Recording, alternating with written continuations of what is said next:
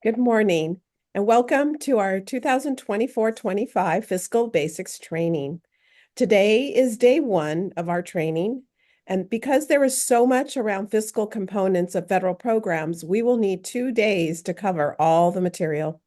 Day two will be next Thursday, November 21st, at the same time as today, 10 a.m., and we look forward to seeing you next week as well. I'm Adrienne Balcazar, and I would like to introduce the LCAP-State and Federal Programs Unit. Joining us from the team is Debbie Cano, and I'm going to let everyone say hello. Good morning, everyone. Nice to be here. Helen Choi, Good morning, everyone. Laurel Estrada, Good morning. Augustine Garcia, Good morning. Happy Tuesday. Oh, wait, sorry, Thursday. Rachel Garcia, Good morning, everyone. Jeannie Keith, and Anita Lomeli. Good morning. And joining us from our support staff today is April Grease. Good morning. For some of you, it might be new to our meeting, so I wanted to introduce the whole team so you know who we are. To access today's presentation, we ask you to please click on the link in the chat. The presentation can also be accessed through the link on the slide. Click on the icon as shown here, and the agenda and resources are listed and available here as well. We are recording today's meeting, and we will be posting the link for this very soon. And then also once we have the Q&A, we will post it and you can find it here as well. In addition to our presentation, we have additional resources to support your work with the fiscal oversight of your federal programs. We have 2 resources available for purchase on fiscal fundamentals and time and effort reporting. We have updated the Fiscal Fundamentals Guide and the Time and Effort Reporting materials, and they are in the printing phase of our publication process, but you can find the ordering information at the link at the bottom of the slide. Today, day one, we will focus on the introduction to federal programs, federal cost principles, cost allocation terminology, federal timelines, federal cash management, internal controls, and policies and procedures. Please place your questions in the chat box and we will answer any questions that we can, but we will follow up with written responses in a Q&A format. And this will be emailed to everyone who has registered for this workshop, but it will also be posted on our Canvas page. So let's begin today's session with an introduction to federal programs. When you receive federal programs, there are legal assurances that were signed. The agreements are important for you to know and fully understand because these are the strings attached to each program. There are regulations that we are going to talk about today. These regulations are based on the presumption that the LEA is responsible for ensuring the proper use of funds and to ensure that there is no waste, fraud, or abuse within your federal programs. This is the foundation to why you must have your system of internal controls in place. The specific purpose of these 2 days is to provide you with an overview of the fundamental requirements, primarily for federal programs, and the source of these legal requirements. We want to help you put systems in place in your LEA to address these requirements. We want to make sure that you are aware of all the reporting requirements and also clarify some of the differences and similarities of state and federal program fund requirements. And lastly, we want to support you in understanding the intersection of the program and fiscal requirements. Many of you here today may be from the program side of the federal programs. However, if you are the one responsible for state and federal programs, many of the requirements you need to keep an eye on include fiscal operations. So it's important that you know that fiscal requirements are part of your job. You will see throughout this presentation that fiscal and program requirements are interrelated and that communication between the program and fiscal folks is critical in implementing compliant federal programs. Implementing your federal programs must be a team effort.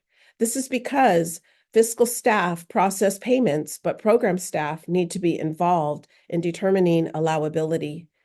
Fiscal staff track and report grant expenditures, but program staff make decisions about spending and need to be aware of all the timelines. Both program and fiscal staff need to follow district procedures and policies. Program staff need to review charges to make sure they are charged to the correct program accounts. And this is all to minimize any risks of the LEA not meeting their oversight responsibilities of public funds. These are some of the documents that we will be referencing today. ESSA is the current authorization of the Elementary and Secondary Education Act that forms a legal basis for most federal programs. This is the statute. The Uniform Grants Guidance is another name for the Code of Federal Regulations, which includes requirements for all federal education programs. The CSAM is the California School Accounting Manual, which is the state's guidance for fiscal and accounting and determinations. And EDGAR. EDGAR is the Education Department General Administrative Regulations. And this handbook is based on the Uniform Grants Guidance, and it provides additional requirements and clarification for programs operated by Education Department. There are multiple sources of rules for federal program funds that must be followed. Federal programs are typically the most restrictive because the requirements have a specific purpose and use. First is the statute, and in this case of most LEAs, these are contained in the Every Student Succeeds Act and are based on legislation. These and all other federal programs are subject to the Code of Federal Regulations, or also known as a Uniform Grants Guidance. In some cases, state law will add additional requirements. So in California, Ed Code can also be another source of legal requirements for some federal programs. Next are the regulations. The Code of Federal Regulations is set forth by the Office of Management and Budget. The OMB governs all federal programs, and Part 200 applies specifically to federal education programs. EDGAR provides additional detail on some of these requirements, and the California Code of Regulations should also be referred to because this codifies CDE's guidance related to some federal and state programs. So let's review some important facts about statutes. Statute simply means the law that establishes or authorizes the program. Title 1, 2, 3, and 4 are sections of ESSA and describe the program requirements for each of those programs. They typically begin with the intent and purpose of the statute, which sets the groundwork for the law. This will tell you who is meant to benefit and what is the program meant to accomplish. Some programs include specific lists of allowable costs or activities, some as Title III, and include both required and allowable activities. Others, like Title I, provide parameters for determining allowability of costs. The statutes are specific to individual programs, and California Ed Code also includes some provisions related to federal law, such as the process for developing the Title I school-wide plan. And lastly, the Uniform Grants Guidance, or Code of Federal Regulations, is applicable to all federal education programs. Now let's review regulations. Regulations are developed by oversight agencies. The rules are codified in the regulations. As explained earlier, the OMB is responsible for publishing regulations for all federal programs.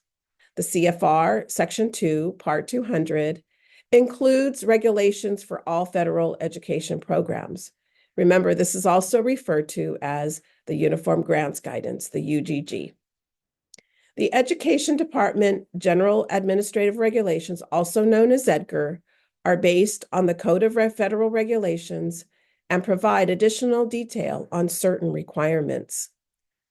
Additionally, 34 CFR Part 75 address direct grants, and Part 76 address state administered programs.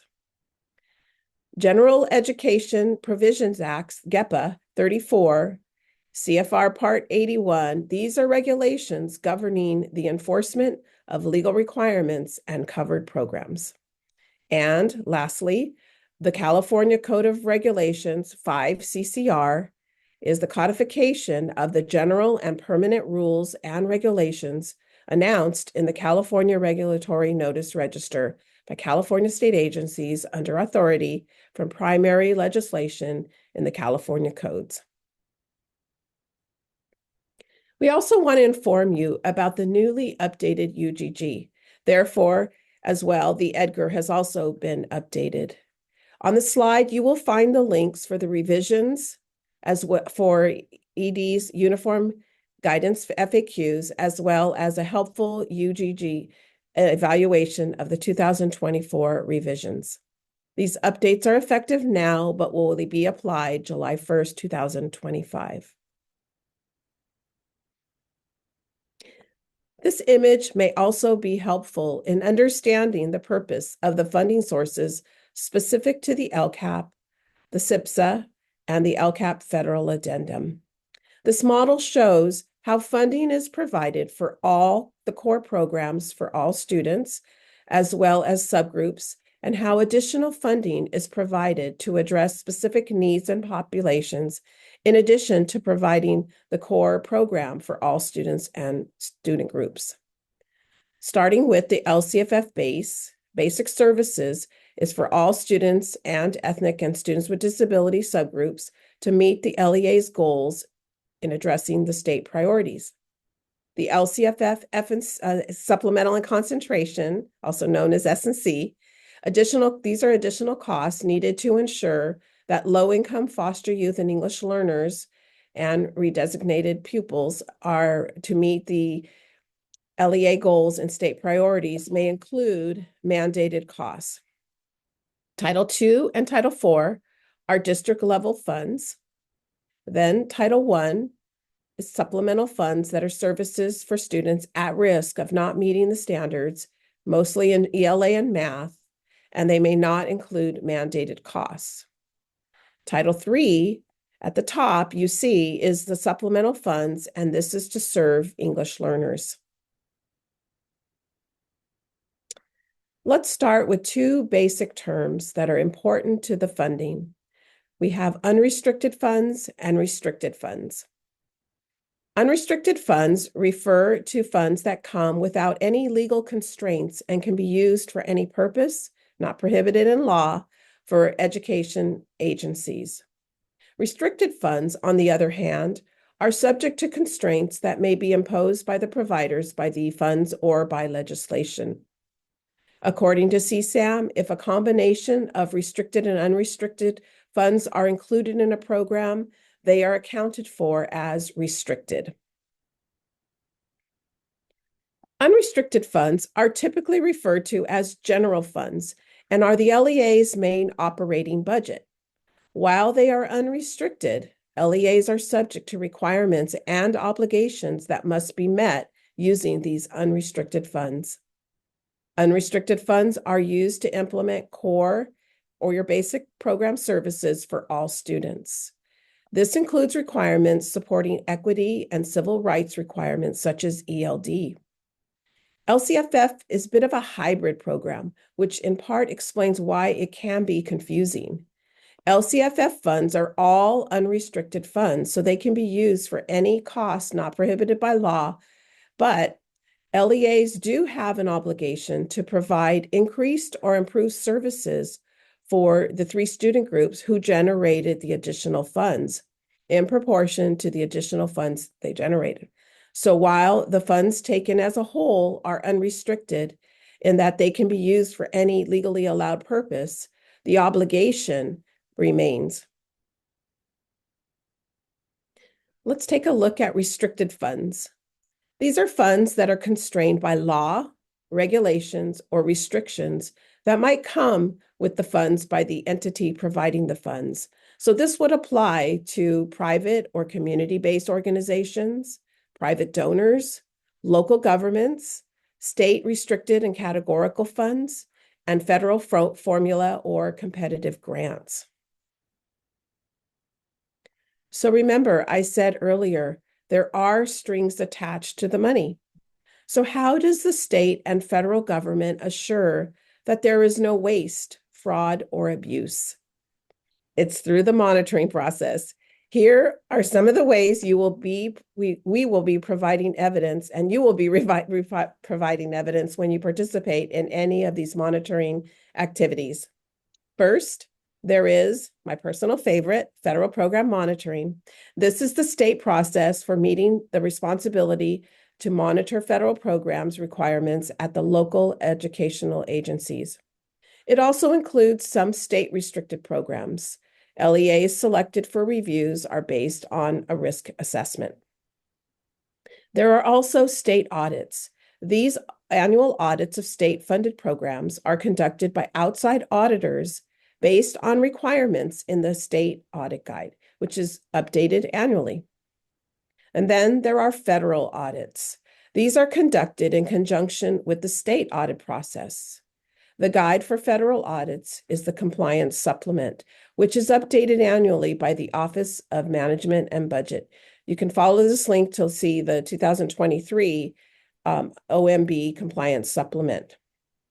Lastly, there are Inspector General audits. These are conducted by the federal OIG for education. They usually are based on issues identified as possible misuse of federal funds. And this is where sometimes we see in the news people, educators being hauled off in orange jumpsuits. So we want to make sure that we are never on the radar of the OIG. And now that we have gone over the federal programs, we will move on to the cost principles. Thanks, Adrienne. We're going to focus on one section this morning to specifically address cost principles. You can admit, thank you. These principles are found in section 200.400 of the Code of Federal Regulations. The link on the slide takes you to the section on the U.S. Department of Education website that includes uniform guidance included in section 2 of the Code of Federal Regulations. 2 CFR Part 200 establishes uniform administrative requirements, cost principles, and audit requirements of federal awards to non-federal entities.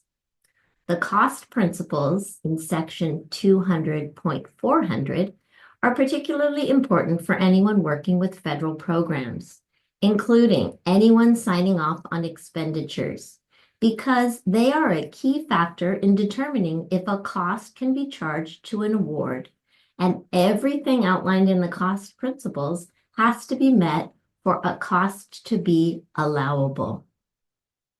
In other words, the cost principles provide the rules for determining allowability of costs.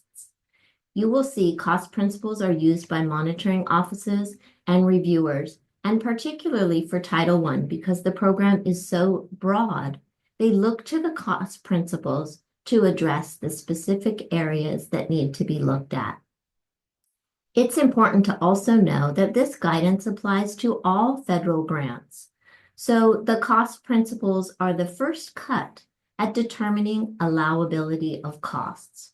In addition to cost principles, one must also look at specific grant requirements. So let's take a look at these principles. Okay, so what are federal cost principles? 2 CFR 200 Subpart E addresses cost principles that provide the parameters required to be addressed for determining allowable costs for federal awards. For recipients and subrecipients that receive federal awards, either directly from a federal agency or from a pass-through entity to carry out a federal award, the principles must be used as a guide in determining the pricing of fixed-price contracts and subcontracts. And these principles apply across multiple federal awards. Next slide, please. The policy guide in this section addresses the responsibility of the recipient and subrecipients, or LEAs in many cases, to follow cost principles. Here, the guidance sets the foundation for the requirements for cost principles. The application of cost principles are based on the presumption that the recipients and subrecipients are responsible for administering funds consistent with federal statutes, regulations, and terms and conditions of the federal award. The policy also presumes the use of sound management practices to ensure that funds for federal awards are managed efficiently and effectively, as well as the use of organization and management techniques and consistent accounting practices that ensure efficient administration of federal awards and maintain documentation to support costs charged to federal awards. Additionally, let's go on to the next slide. Here we see the policy addresses accounting practices that must consistently apply these cost principles when reviewing, negotiating, and approving cost allocation plans or indirect cost proposals. Further, the policy presumes the LEA recognizes the dual role of students as both trainees and employees in cases when educating and engaging students in research tied to the completion of federal awards for research. And finally, the policy presumes that the LEA is not earning or keeping any profit from federal awards unless this is explicitly authorized by the award. So the key point here is that when someone signed off on assurances for an award in the CONAP and agreed to follow the specific rules of the grant, this includes addressing the responsibility to apply the cost principles to federal awards. And it's important to note that the application of these cost principles really should require no significant changes in the internal accounting policies and practices of the recipients and subrecipients. You'll see as we take a closer look that the LEA responsibility really applies overall to each of the cost principles.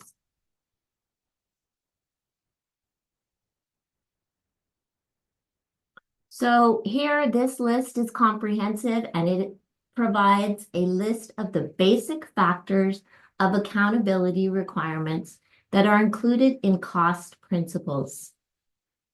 Necessary, reasonable, and allocable are in red, and they are included first because these are the top three that may raise questions for reviewers, and they carry the most weight for determining allowability.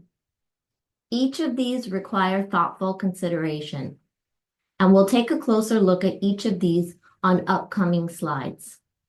You're going to see necessary, reasonable, and allocable are the ones that carry the most weight, although they are all required, but these are the ones that people have questions about.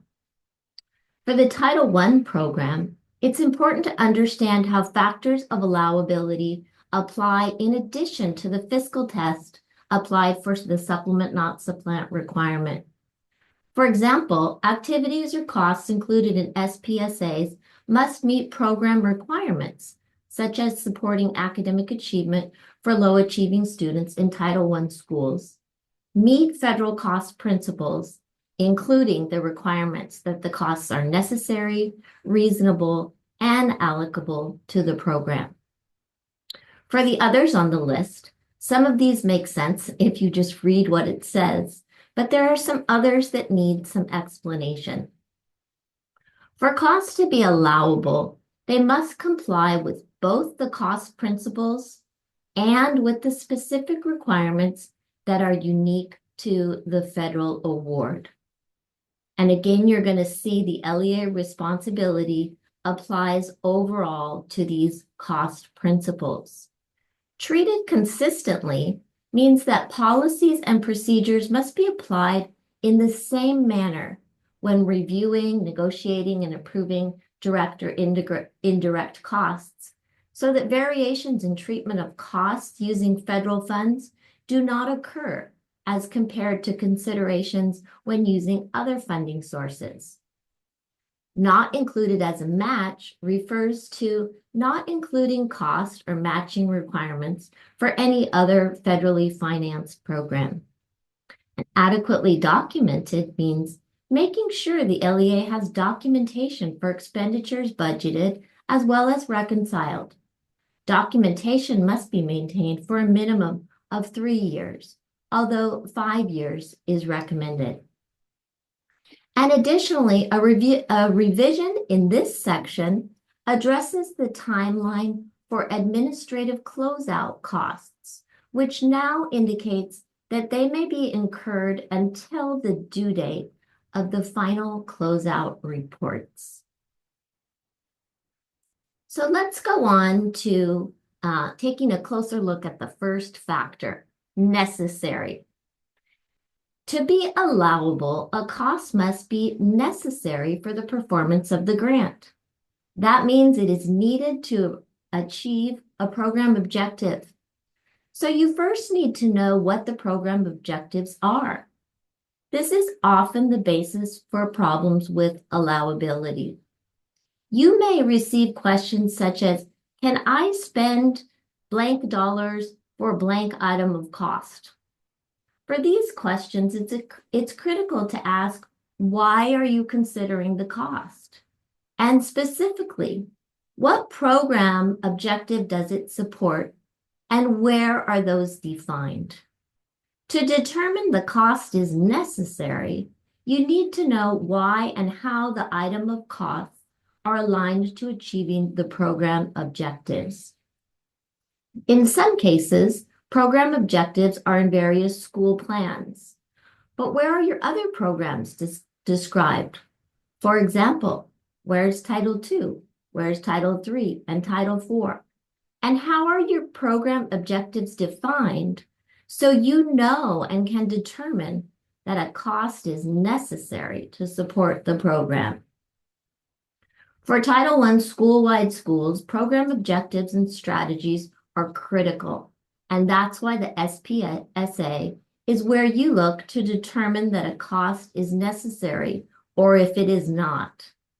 So for questions about necessary that you're able to answer from the program side and from the plan, it is clear where necessary should be defined. If it is necessary, it will be clear that the plan will include the objective and strategy to achieve the objective. That is why the SPSA needs to be clear and specific. So sometimes the question about what is necessary may also overlap with what is reasonable. The question that also surfaces is if a particular item of cost is a higher priced item, is it necessary to carry out the program? Or could a lower priced item be used? For example, 2 technology items may be considered for a particular program. Purchasing the higher priced items that has more sophisticated capabilities than what is necessary to implement the specific program would not be necessary, nor would it be a reasonable cost.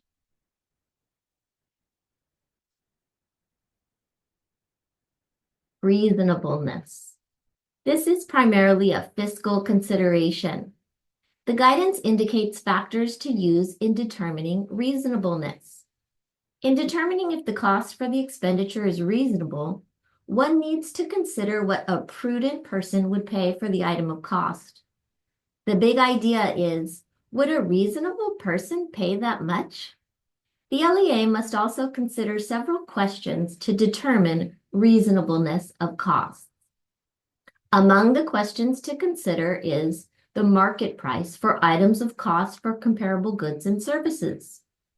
An LEA has an obligation to ask if what they're paying for is comparable to the cost for the same or similar item, or could they go down the street or to another vendor and get it for a lot less.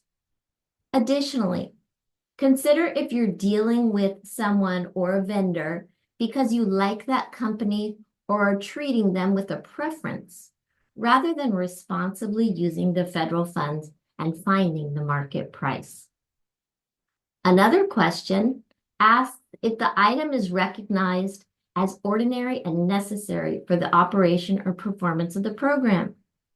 In other words, is this a typical thing that you would see in a school or used in a school to perform the program objective? For example, is the top-of-the-line multi-purpose computer really reasonable, and is it something ordinary and necessary? Or could the program be achieved with perhaps a more modest technology item applicable to the purpose for the technology? The third question addresses procurement procedures. Did you follow your own procurement procedures that you have for considering bids on certain items? Or did you just select the item of cost from one vendor? Are you following your own procedures? Districts can have compliance findings because they didn't follow their own procurement procedures. They may have had them written down, but nobody knew of them or nobody followed them. Another area where the reasonable test is applied is for administrative caps for programs that don't have a legislative cap. In those cases, for programs such as Title II, if you exceed a certain percentage in the CONAP, you're going to be questioned based on reasonableness. So in considering reasonableness of cost principles, apply the prudent person test to consider the reasonable cost based on the circumstances prevailing at a specific time. For example, a cost may be higher under certain conditions. During COVID, it was harder to get things, so some costs had gone up for some items. So a prudent person would determine if the costs are reasonable under the specific certain circumstance or if the cost is excessive. When one shows good and careful judgment when handling practical matters, they can be described as prudent. Similarly, a wise and well-thought investment decision or action can be called prudent. Another way to consider the prudent person standard is to consider questions such as, are you spending your federal money the same way you are spending your state money? And are you spending your federal money the same way you would spend money out of your own pocket? It's important to maintain documentation of how the prudent person test was applied for expenditures that are allocable to the program paying for the cost.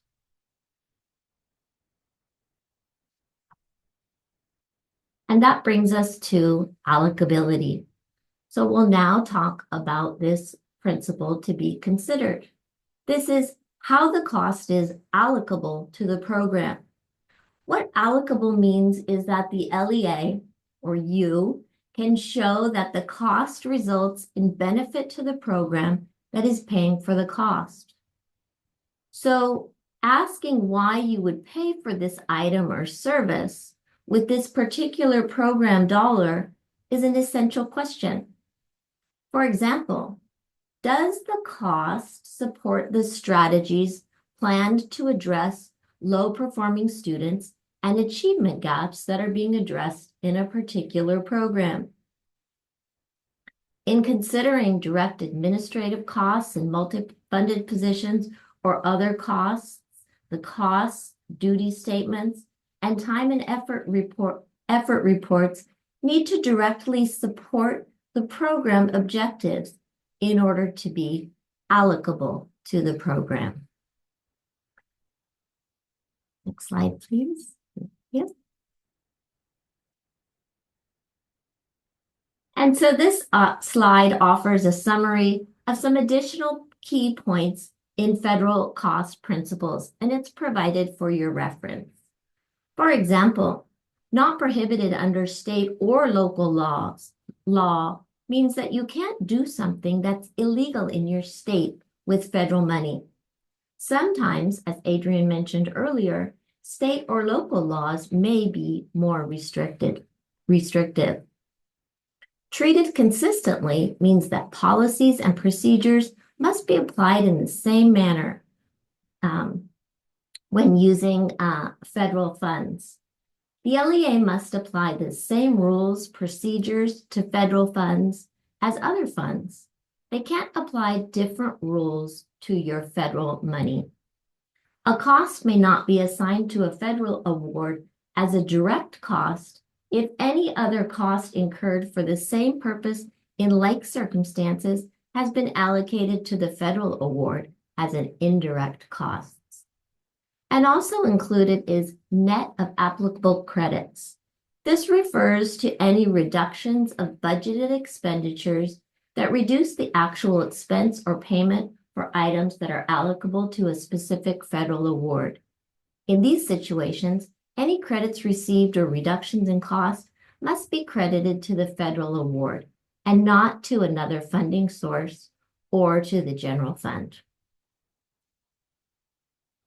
We'll finish up cost principles with the section in the Code of Federal Regulations that address selected items of cost. This section includes an alphabetized list of items of cost and provides principles to be applied in establishing allowability for these costs. It includes such costs as advertising, membership and subscriptions, maintenance, repair, travel costs, to name a few. It also includes items such as compensation, which includes a section on standards for documentation of personnel expenses. This is where references to time and effort reporting can be found.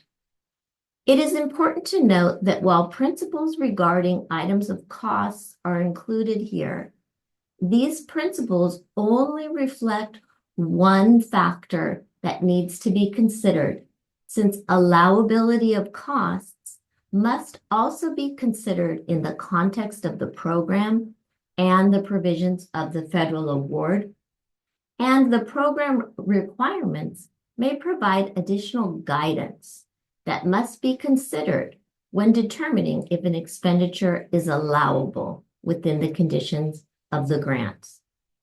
And so it's important to review the selected items of cost as one of the factors the LEA uses for determination of allowability.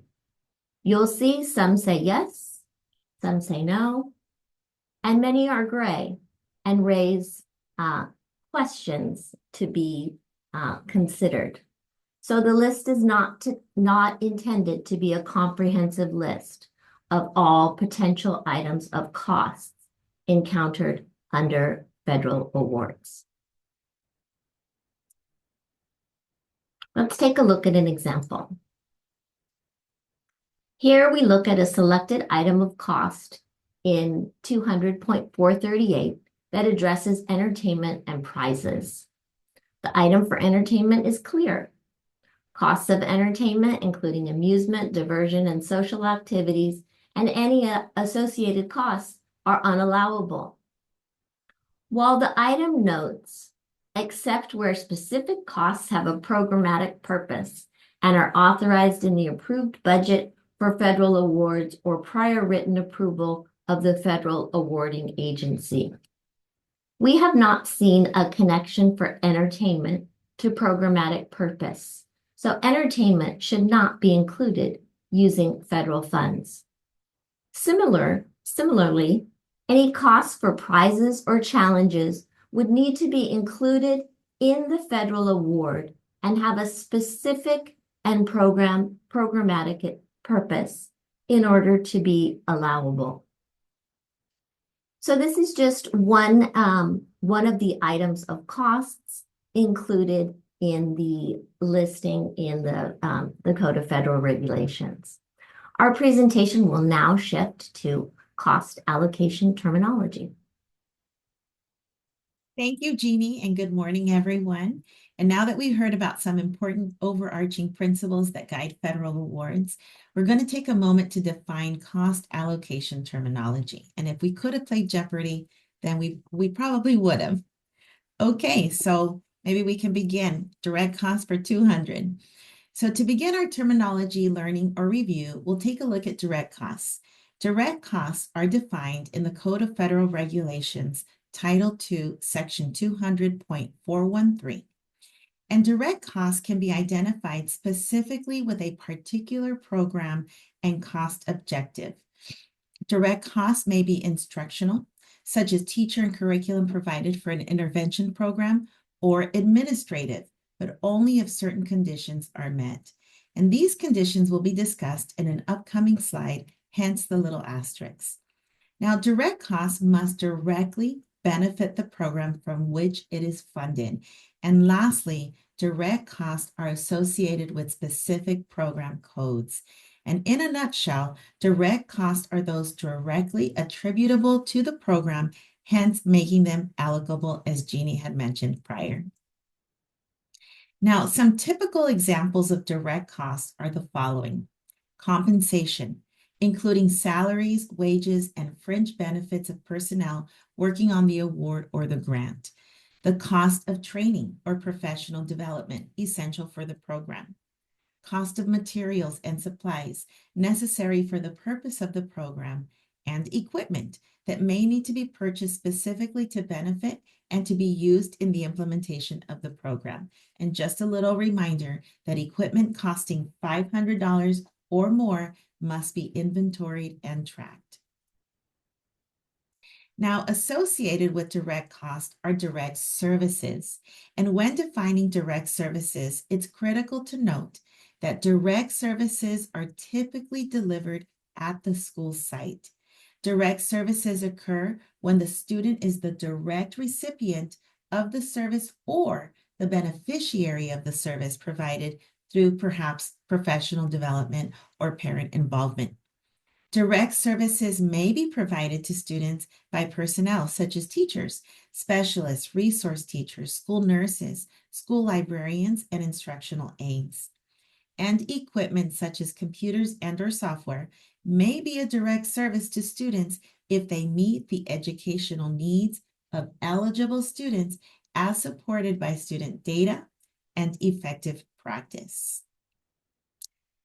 So how would one go about determining what qualifies as a direct service? Expenditures for personnel or services are justified as a direct service when the following are true. 1, personnel are providing direct hands-on instruction to students. Also, services provided are integral to the instructional program, so much so that in its absence, the quality of the instruction itself and the academic success of students would be adversely affected. 3, funds are used to purchase instructional materials and equipment to be used by the eligible students. And lastly, funds expended support the analysis and the use of student performance data that then is used to inform instruction for eligible students. If you can answer yes to these 4 questions when trying to decipher whether a service is a direct service to students or not, then you can feel justified in your expenditure and in your decision. So next we have administrative costs. Any costs that are administrative in nature and support the management of a program are considered to be administrative costs. But buyer beware. Cost of program administration may be direct or indirect, depending on how they are described in the law. For example, salaries of program administrators who conduct program monitoring, prepare program plans, and purchase program-specific equipment and supplies may be considered direct costs if allowed under the specific program or federal award. Indirect administrative costs relate to costs such as the personnel division, payroll preparation, accounting, and procurement systems. Always be sure to check what is allowed, including the percentage for total administrative costs for programs under ESSA, the Every Student Succeeds Act. Specific programs or awards may specify what percentage may be charged to direct or indirect administrative costs. Many federal programs also have an administrative cost cap. They say how much you can spend for administration because of the intent of the program is to serve students. So for some programs, the administrative cost cap includes direct and indirect costs for administration, and other federal awards separate them. Knowing the difference between the two types of costs for each program is critical. So even when you think you have a good understanding of direct and indirect costs, you may find yourself questioning some administrative and clerical costs that fall into a gray area. Grant guidance tells us that salaries of administrative and clerical staff should normally be treated as indirect costs. However, there are instances when they may be deemed direct costs, and this situation can occur when all four conditions on this slide are met. First, the administrative and clerical services are integral to the project or the activity. Next, individuals involved can be specifically identified with the project or the activity. And also, such costs are explicitly included in the budget or have prior written approval of the federal awarding agency. And last, the costs are not also recovered as indirect costs. So there's no double dipping allowed. Indirect costs are agency-wide general management costs. They support the implementation of the program grant or award, but cannot quite be directly attributable to the grant. General management costs consist of administrative activities necessary for the operation of the LEA, such as accounting, budgeting, cost of personnel division, payroll preparation, purchasing and procurement systems, and centralized data processing, as mentioned in the previous slides. Indirect costs are more global in nature, so they can be things that you can't see or aren't that tangible, such as the lights and the air conditioning used in the room during the time that your federal award program is functioning.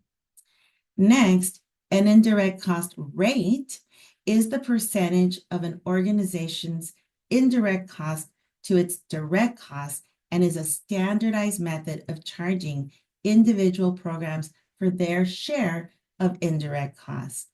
An estimate of indirect cost is reserved at the beginning of the year, and then it's trued up at the end of the year based on how much funding was actually expended from the federal award.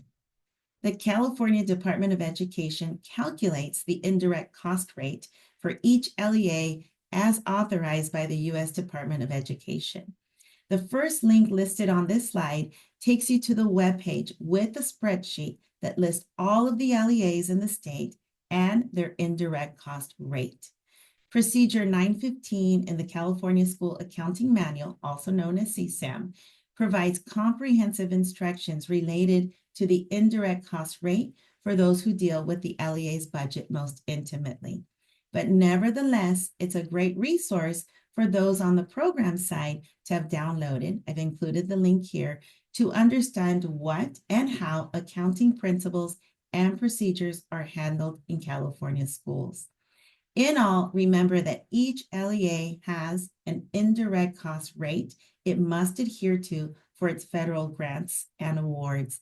And each LEA's rate is different and varies by school year. The list provided by CDE and the CSAM are good resources to have handy.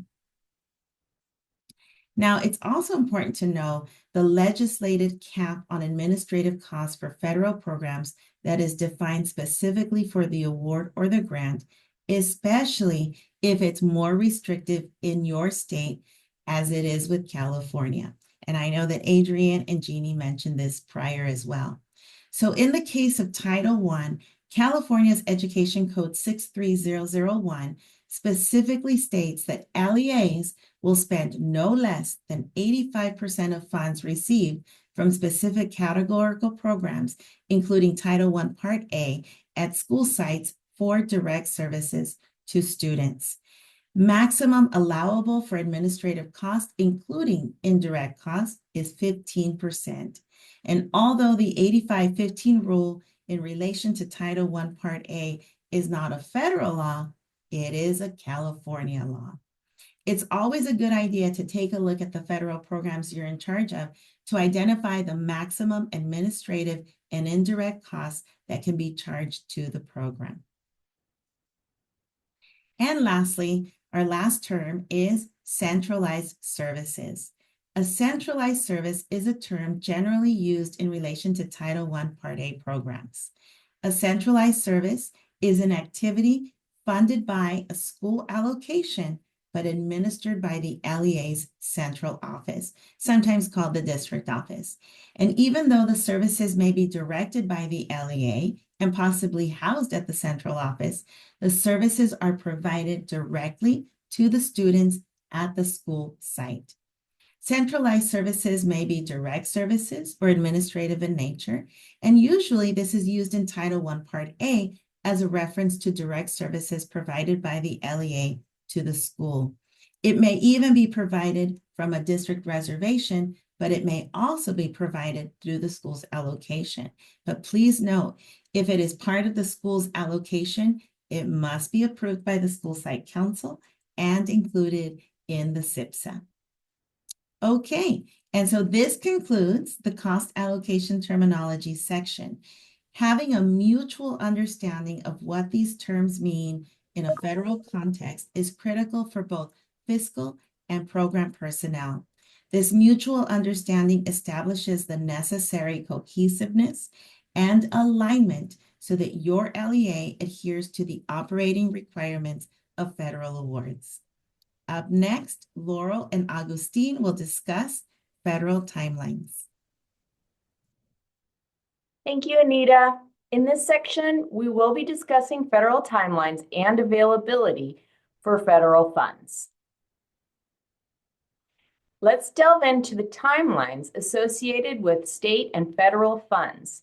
It's essential to understand these timelines.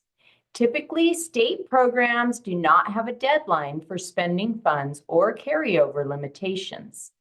The funds in these programs can roll over, especially in the case of ongoing programs. There are exceptions with the state programs when they are created through legislation with specific requirements and legislated time periods.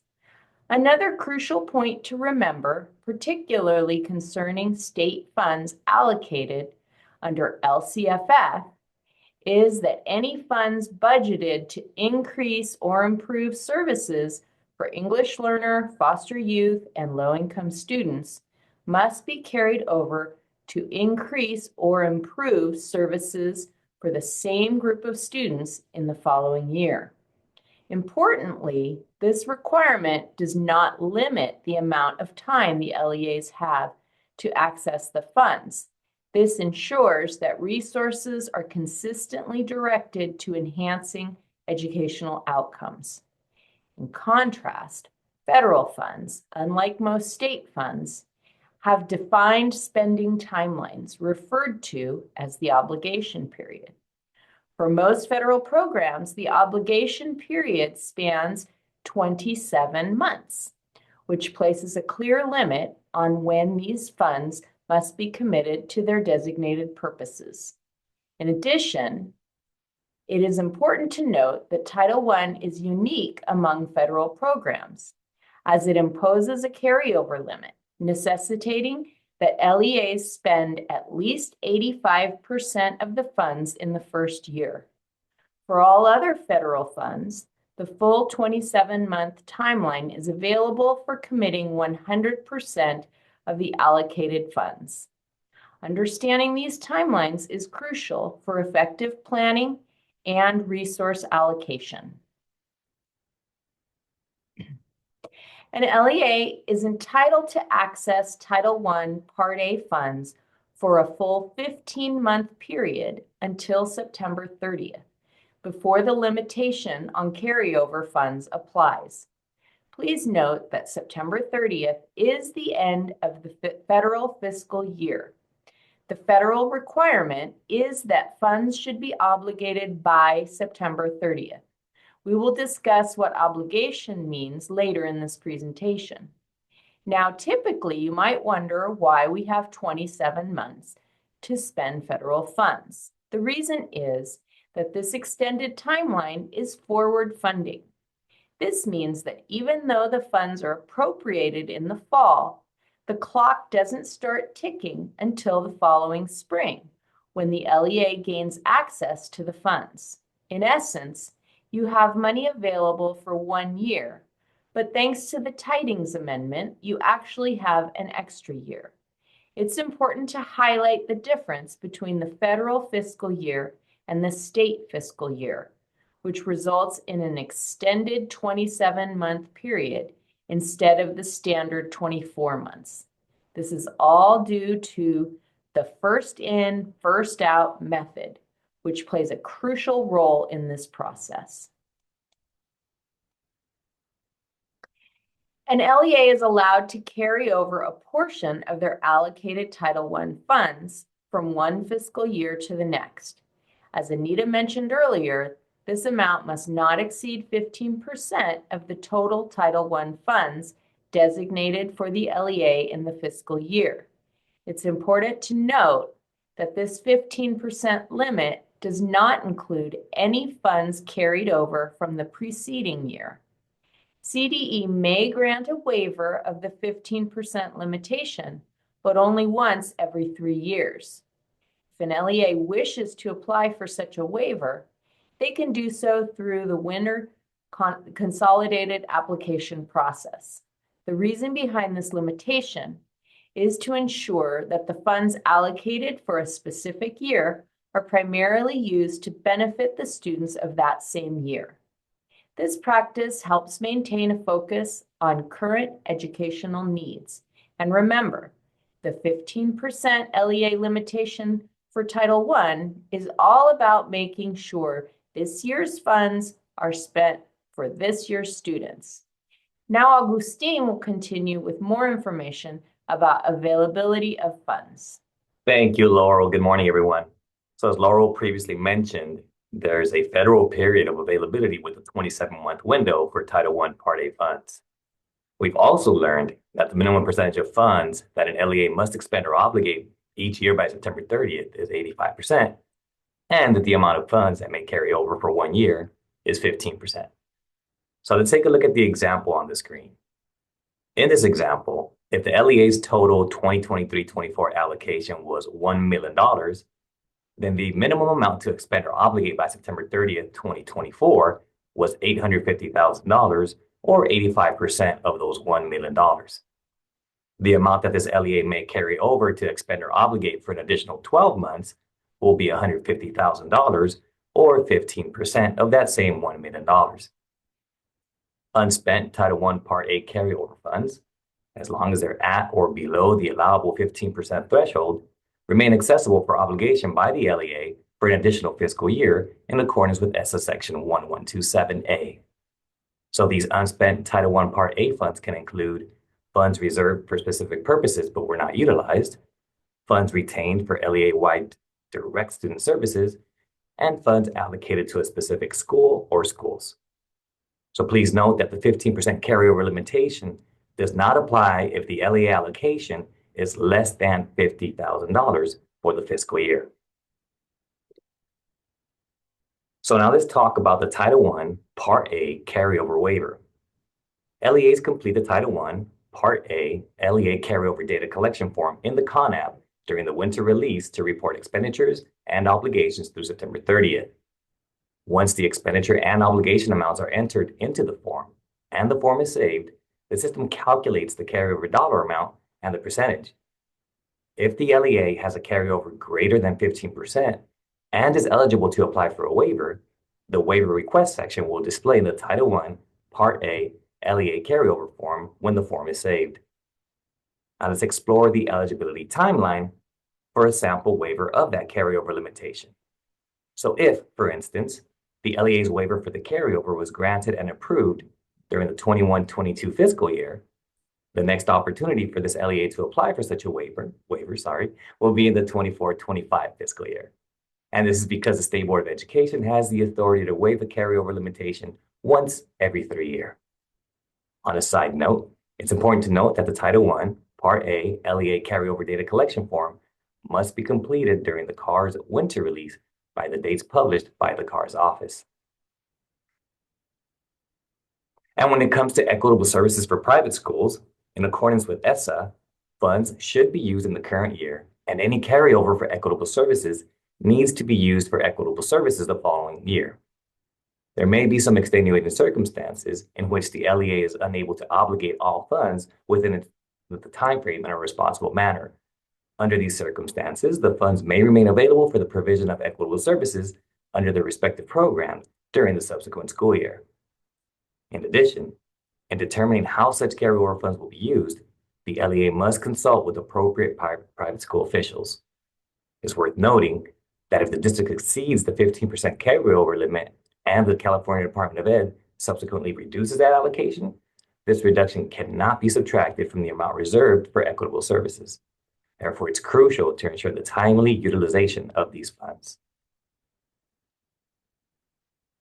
So since we know that funds have to be obligated by specific deadlines, let's take a look at when an obligation is made. So this table shows when a state or a subgrantee makes obligations for various kinds of property and services. The guidelines for these obligations are outlined in 34 CFR 76.707, and we've included a direct link to this regulation on this slide for your reference. Now, what you see in this chart is a breakdown of when a state or a subgrantee needs to make these obligations for various types of property and services. This information becomes increasingly vital as you approach the end of the obligation period. Note that these obligations vary for different categories of expenses. For example, if the obligation pertains to personal services provided by a contractor who's not an employee, the obligation is made on the date when the grantee makes a binding written commitment to obtain these services. On the other hand, if it's related to travel, the obligation is fulfilled when the travel actually occurs. So why is this important, you might wonder? Well, these obligations count towards the amount you spent in a given year. This can help you manage your carryover or prevent you from exceeding the timeline of fund expenditures. Following the obligation, you typically have a 90-day window to liquidate the funds. So in simpler terms, to liquidate means to settle the bill. So when you have a binding agreement or a contract to pay for a service, the actual payment constitutes the liquidation, and this payment must occur within that 90-day period. And a note about federal transferability. So please keep this in mind. Under Title V of ESSA, LEAs have the flexibility to transfer funds, but there are some rules to follow. You can transfer funds between Title II and Title IV, or from these programs into Title I and Title III. However, it's important to note that while you can transfer funds into Title I and Title III, you cannot transfer funds out of these programs. Understanding the nature of restricted funds is essential. So Title I and Title III are your most restrictive funds, meaning they only allow funds to be transferred into them and not out. This information is documented in the CONAP. However, indicating in the CONAP that funds will be transferred simply notifies the CD of your intent. It doesn't initiate the actual transfer. So when you decide to transfer funds, remember that the transfer must occur at the district level once the funds actually reach your district. Stating your intent in the CONAP is not the same as completing the actual transfer. So for instance, if you plan to transfer Title IV funds to Title I, they will first arrive as Title IV funds, and it's up to the LEA to finalize the transfer and document that in the CONAP. This information is crucial as some districts mistakenly assume that the transfer is automatic upon indication of the CONAP. This misunderstanding can lead to issues like excessive carryover if the district doesn't execute the transfer. Okay, and before we close out our section, let's do a quick check for understanding. So here's the question. If my LEA applied for a carryover waiver for the 2022-23 school year and it was approved, which fiscal year would be the next eligible year for my LEA to apply for another carryover waiver? Please join us and place your answer in the chat.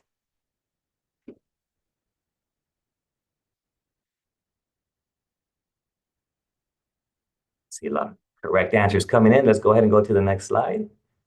That's right. The answer is C. Any LEA that received a waiver of the carryover limitation for its 23-24 fiscal year would next be eligible for a waiver in the 26-27 fiscal year. Thank you for your participation and for your time. We'll now turn it over to Rachel for federal cash management data collection. Thank you, Augustine, and good morning, everyone. So in this next section, we're going to discuss the Federal Cash Management Data Collection, also known as CMDC. And so the Cash Management Data Collection System, or CMDC, is a web-based data collection application for LEAs to report federal cash management data for federal programs under the Every Student Succeeds Act. And so LEAs receiving Title I, II, III, and/or Title IV funds are required to report the cash balance for each of these programs on a quarterly basis to the CDE through the CMDC system in order to receive their apportionments for those programs. Federal regulations require that recipients of federal funds minimize the time elapsing between the receipt and the expenditure of federal funds. And so the CMDC system provides the CDE with the data needed to make apportionments based on the LEA's cash balance as required by the regulations. And so only one CMDC report is submitted each quarter. The CMDC report will have a separate line to report the cash balance for each of the programs. And the programs and lines shown for a particular LEA's CMDC will correspond to the programs that the LEA is receiving funding for. And so this reporting is usually completed by someone in the fiscal office. The CMDC is important because the CDE will use the reported cash balance to determine the apportionment to release in each reporting period.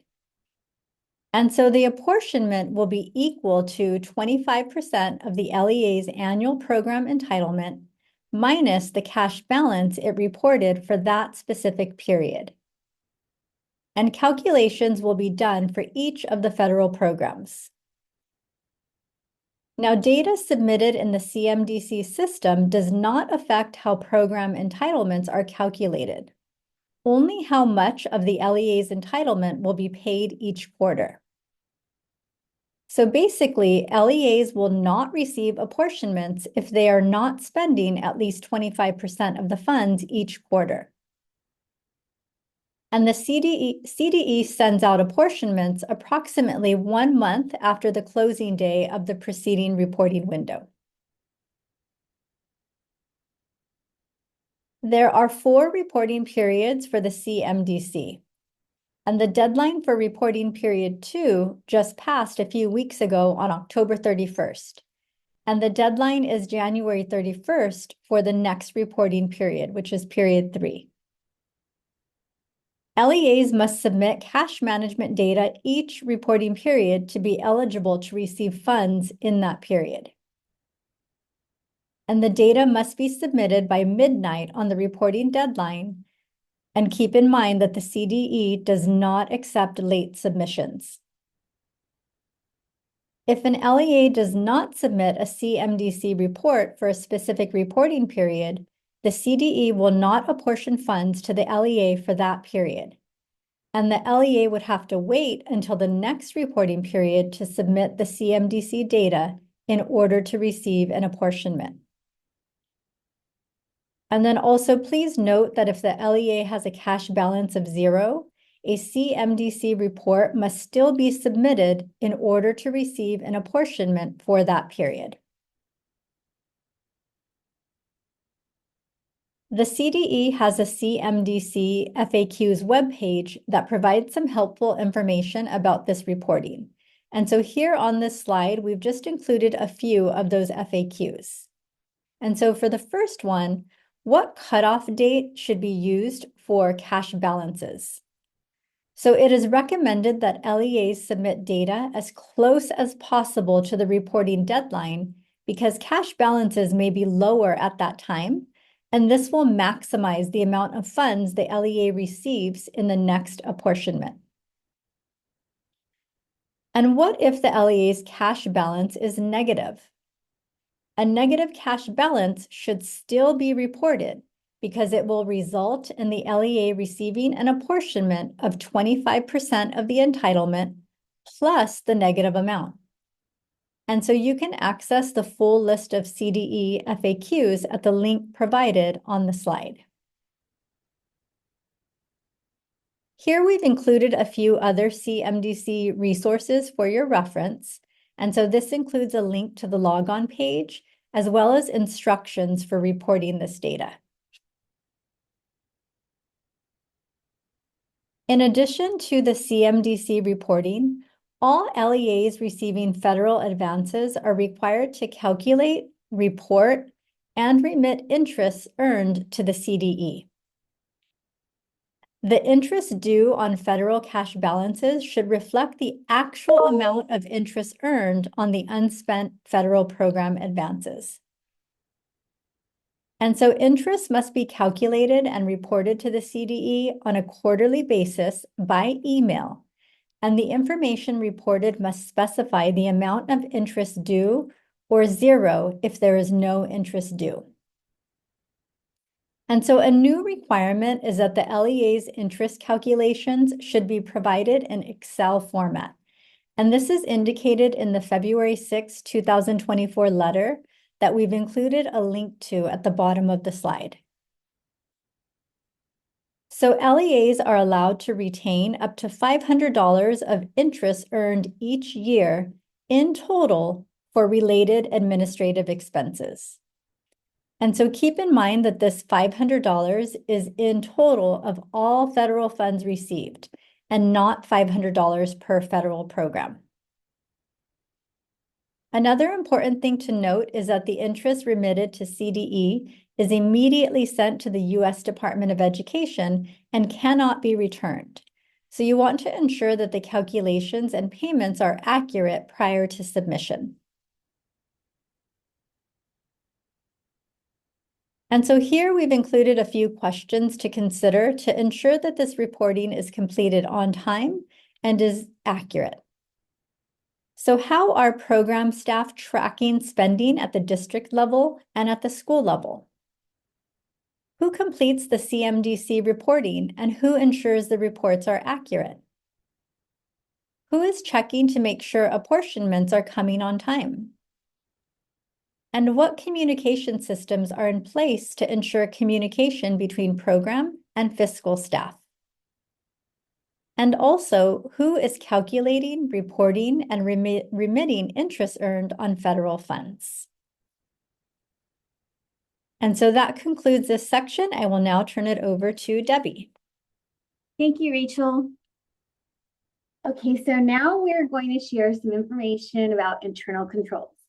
And my colleagues have shared a great deal of information with you about the various funds that LEAs receive and their related requirements.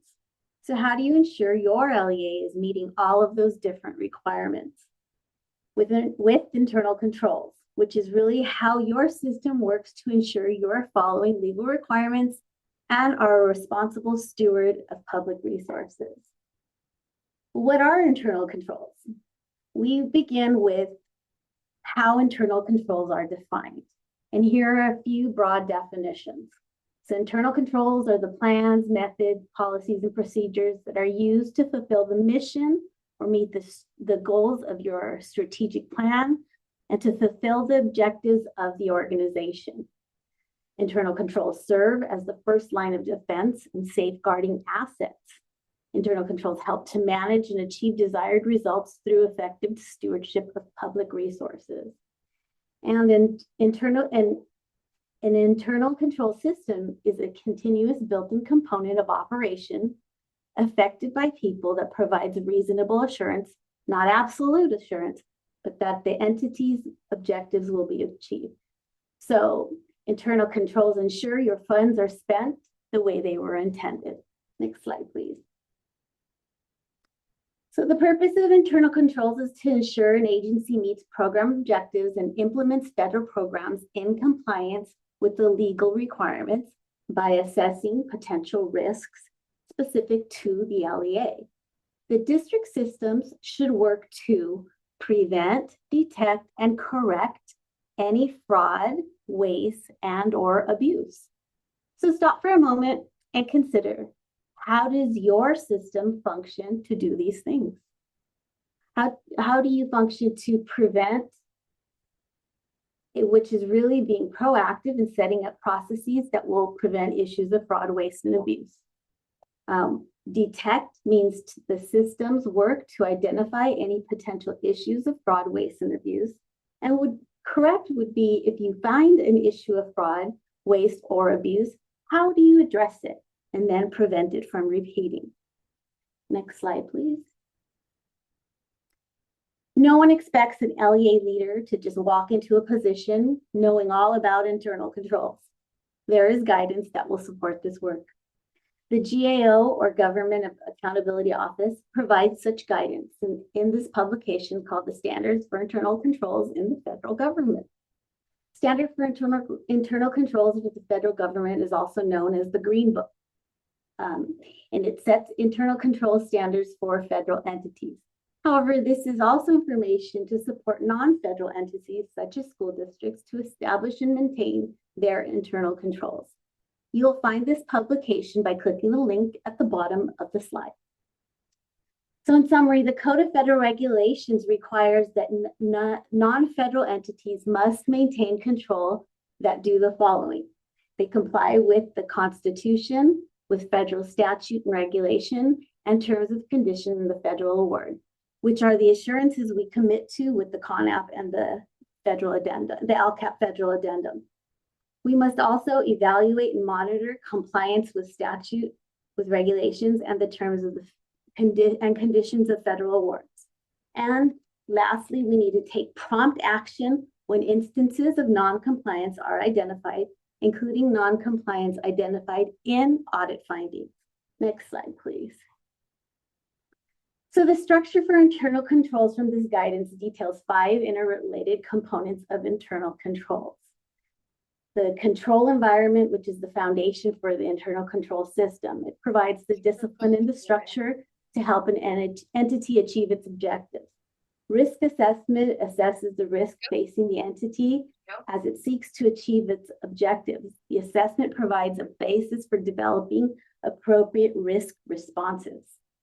Control activities are the actions management establishes through policies and procedures to achieve objectives and respond to risk in the internal control system, which includes the entity's information system.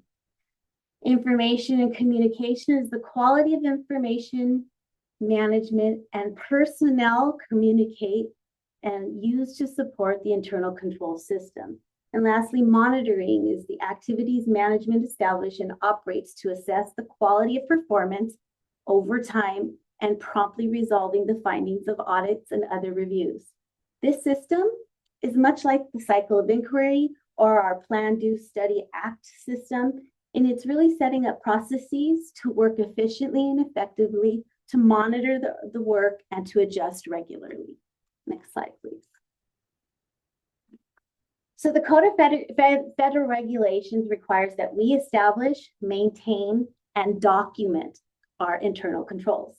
This work is executed by the LEA's oversight body, by management and other personnel who are responsible to ensure that the objectives of the district will be achieved. There are 3 broad categories of the internal control, which is operations, reporting, and compliance. Operations being the effectiveness and the efficiency of the system. Reporting is the reliability of documentation that are for internal and external use, and compliance with the applicable state laws and regulations. Unless you are a brand new organization, there is likely already some kind of system in place. Therefore, it begins with assessing risks the LEA faces and designing procedures to mitigate. Every LEA is different, and you know the issues in your district that might put you at risk. For example, if there's been a lot of turnover in the central office, some practices and policies may have been lost in the shuffle. So this is something to evaluate and address.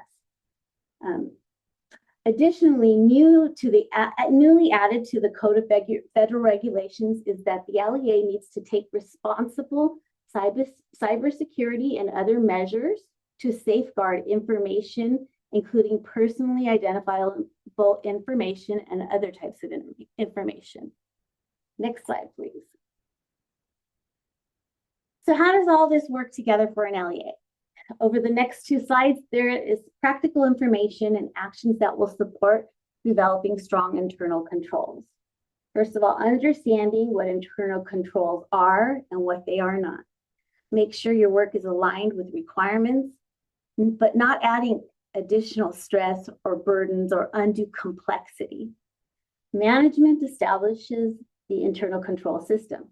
Employees must know and understand what their responsibilities are, how their actions contribute to and affect the overall system, and their discrete duties. You need to standardize your process, follow procedures, and document operational activities. Knowing what to do is great, but with the documents outlining the actions, that makes the knowledge open and transparent to all. Personal ownership. Taking responsibility for your role and communicating any challenges to management is important. And then group effort. Everyone is responsible for implementing strong internal controls in their daily work.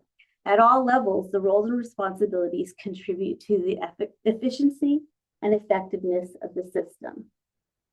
Value creates meaning and purpose in the work so that executing the process is ingrained in the staff culture and is not viewed as burdensome or time-consuming. Next slide.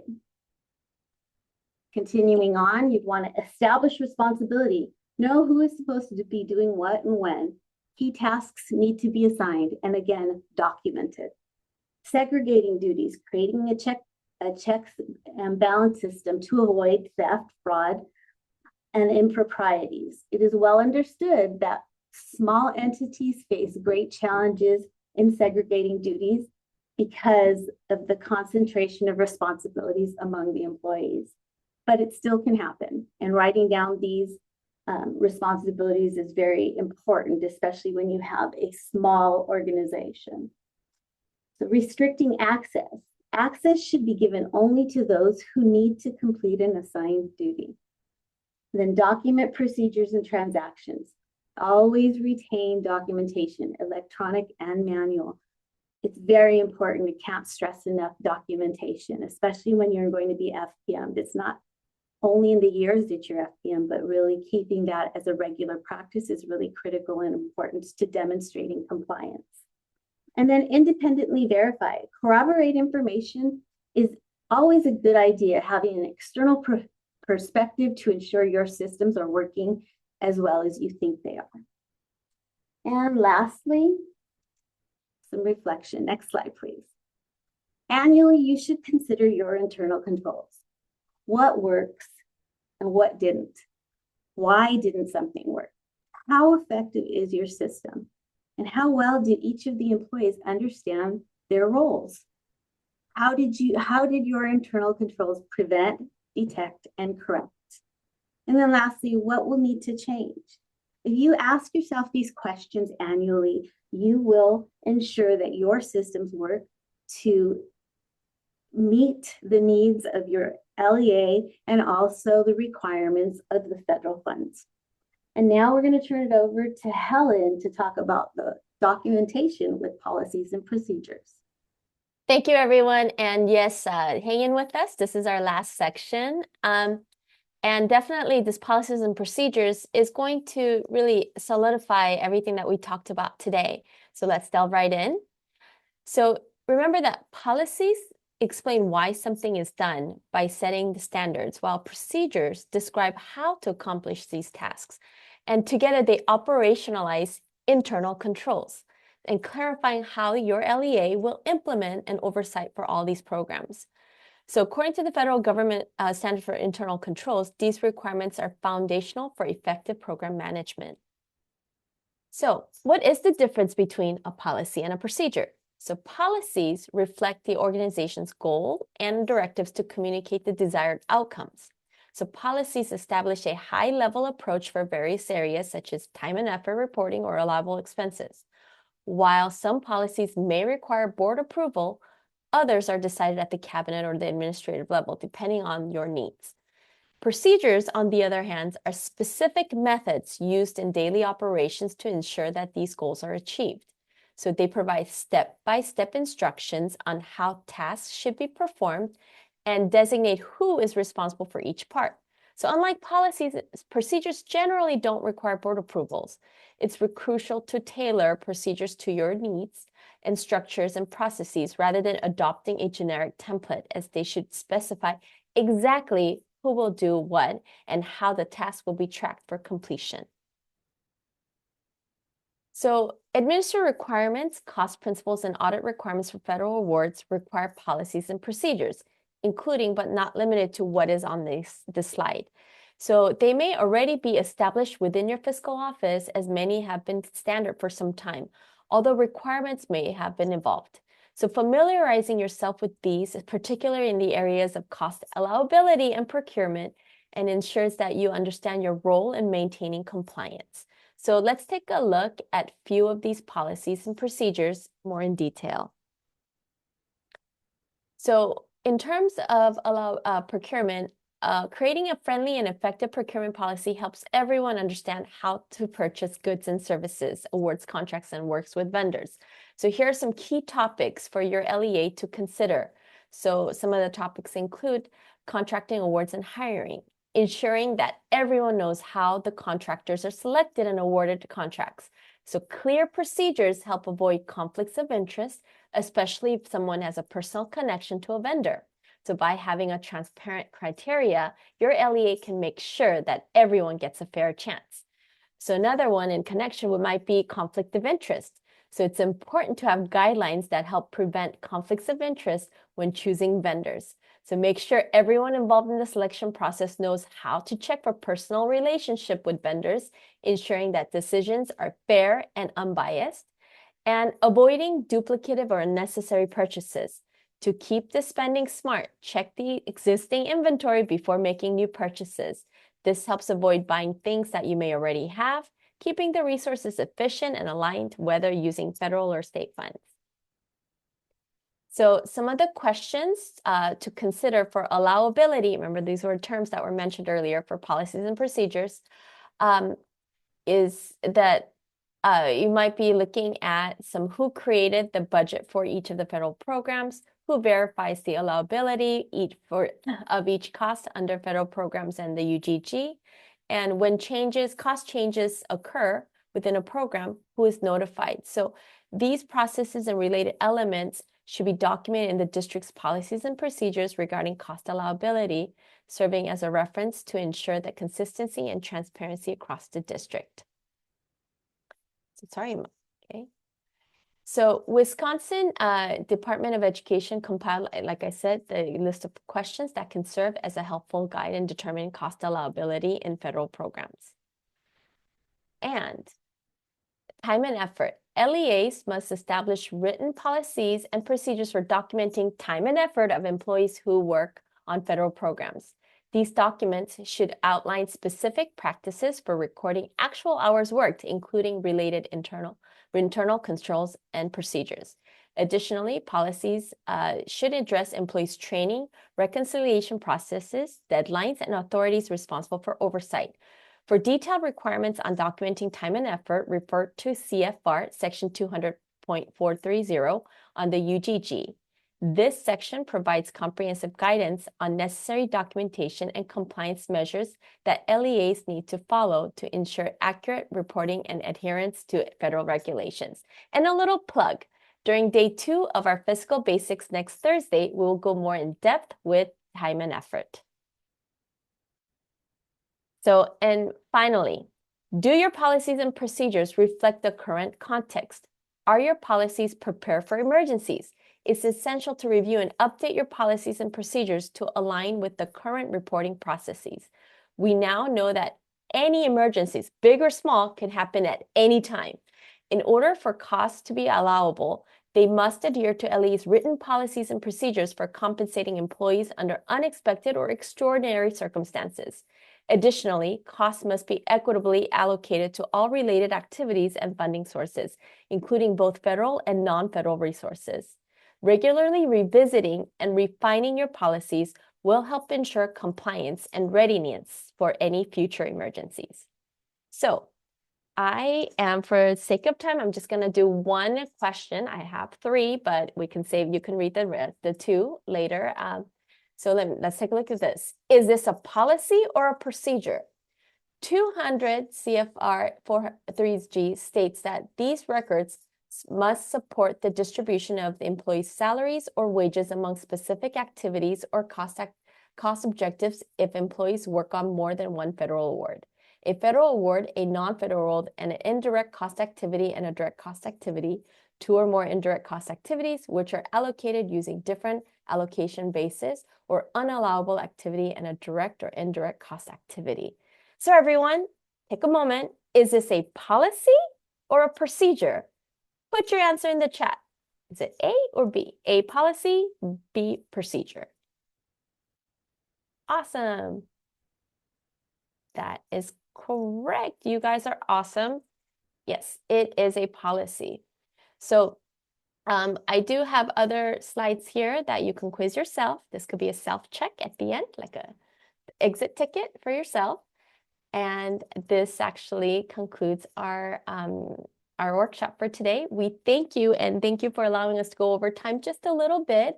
We appreciate you. And this is a reminder that we will have our fiscal training part 2 next Thursday. Actually, please forgive me. It's next Thursday, November 21st. And the topics are listed here.